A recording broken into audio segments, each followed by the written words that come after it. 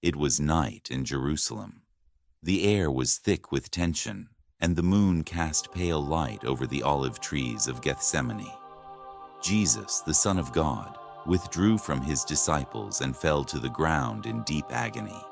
He prayed, "Father, if you are willing, take this cup from me. Yet not my will, but yours be done." His soul was overwhelmed with sorrow, and his sweat fell like great drops of blood to the earth. Suddenly, a crowd appeared, carrying torches and weapons. Leading them was Judas Iscariot, one of the 12. He approached Jesus and greeted him with a kiss, and with that sign of affection, the betrayal was sealed. Jesus looked at him and said, "Judas, are you betraying the Son of Man with a kiss?" The soldiers seized Jesus. His disciples fled in fear, and he was taken under cover of darkness to face judgment. Through the night, he was passed from one authority to another, first to Annas, then to Caiaphas, the high priest, and finally to the Roman governor, Pontius Pilate. False witnesses were brought forward, accusations were hurled, and the crowd demanded blood. All the while, Jesus stood silent, bearing the shame and scorn. Outside in the courtyard, Peter warmed himself by a fire. When asked 3 times if he knew the man who was on trial, he denied it each time. And when the rooster crowed, Peter remembered the words of his Lord and wept bitterly. Pilate, finding no guilt in Jesus, sought to release him. But the crowd cried louder, "Crucify him!" To satisfy them, Pilate ordered Jesus to be scourged. Roman soldiers stripped him and struck him repeatedly with a whip laced with metal and bone, tearing into his flesh. They mocked him, placed a crown of thorns on his head, and dressed him in a purple robe. "Hail, King of the Jews!" they jeered as they spat upon him and struck him again and again. Then came the sentence of death. Jesus was forced to carry his cross through the streets, weakened by the beatings, until a man named Simon of Cyrene was compelled to help. They reached the place called Golgotha, the place of the skull. There they crucified him.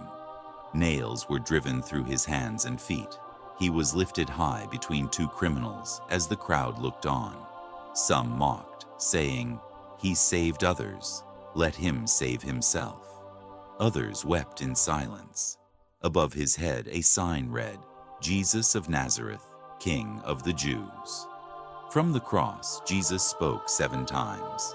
He asked forgiveness for his executioners. He gave care of his mother to his beloved disciple.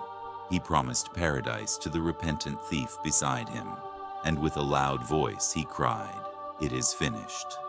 Then, "Father, into your hands I commit my spirit." And with that, he breathed his last. The earth shook, rocks split. The temple curtain was torn from top to bottom. A centurion standing nearby declared, "Truly, this was the Son of God." As evening approached, a man named Joseph of Arimathea, a follower of Jesus, asked Pilate for the body. He wrapped it in a linen shroud and laid it in a new tomb carved from the rock.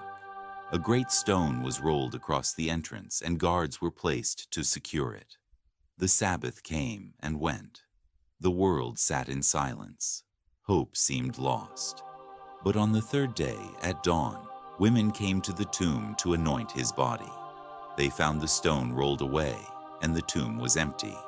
2 angels in dazzling clothes said to them, "Why do you seek the living among the dead? He is not here. He is risen." Fear and awe filled them. They ran to tell the others, but their words seemed like nonsense to many. That same day, 2 disciples walked the road to Emmaus, confused and heartbroken. A stranger joined them and explained the scriptures, the promises of the Messiah, the necessity of his suffering. When he broke bread with them, their eyes were opened. It was Jesus. He appeared again to the 11 disciples, showing them his hands and his side. But one was not present, Thomas. When the others told him, he refused to believe. Unless I see the nail marks in his hands and place my finger where the nails were and put my hand into his side, I will not believe." 8 days later, they were gathered again, and this time Thomas was with them. Though the doors were locked, Jesus stood among them and said, "Peace be with you." Then he turned to Thomas. "Put your finger here. See my hands. Reach out your hand and put it into my side. Stop doubting and believe." Thomas fell to his knees and said, "My Lord and my God." Jesus replied, "Because you have seen me, you have believed. Blessed are those who have not seen and yet have believed." The Lamb who was slain had conquered death. He rose in glory, and with his resurrection, he brought hope, healing, and eternal life to all who believe. He was betrayed, but not defeated. He was crucified, but not overcome. He was buried, but not broken. He is risen. He lives forevermore, and his victory is ours.